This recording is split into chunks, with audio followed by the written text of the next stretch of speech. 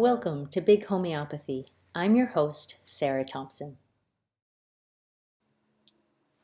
Hi, welcome to Big Homeopathy. I'm your host, Big Homeopath, Sarah Thompson. So there are posts that are difficult for me to write because they're so vulnerable. They make me feel like people are going to pity me and think, well, it sucks to be her and I'm glad I'm not. And then there are posts that are difficult to write because they're embarrassing, like this one. They're the posts that I write and I think, how can I hold myself out as a conduit for someone else's healing when I'm such a loser? But I don't choose what to write about. It chooses me. I put the question out there, what is the topic? And then something will come. And if I don't write about it, it just keeps me up awake at night until I do. So with that said, Tim Ferriss and I are about the same age. I think I'm 8 months older than he is, and we have similar socioeconomic backgrounds, and we had similar exceptional academic opportunities. But he is a wealthy and beloved entrepreneur, writer of multiple best-selling books and a household name, and I am nobody. Yeah, I know, but you know what I mean.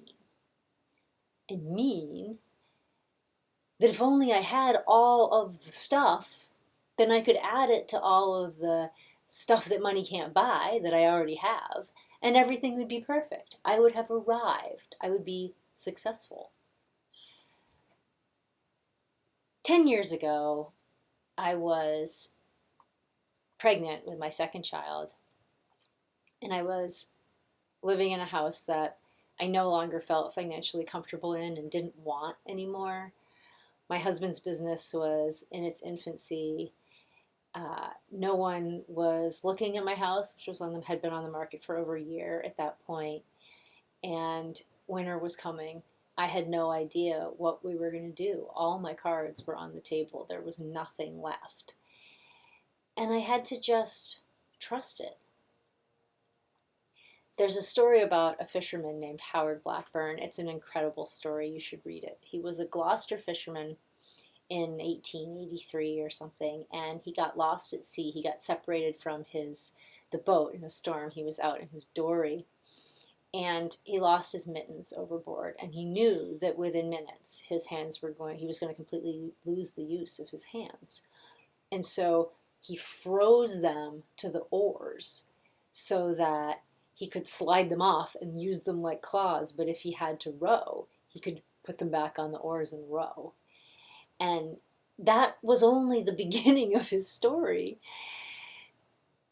If I had known how much worse things were about to get in my life, if I had known that the time that I thought the weather was breaking was actually only the eye of the storm,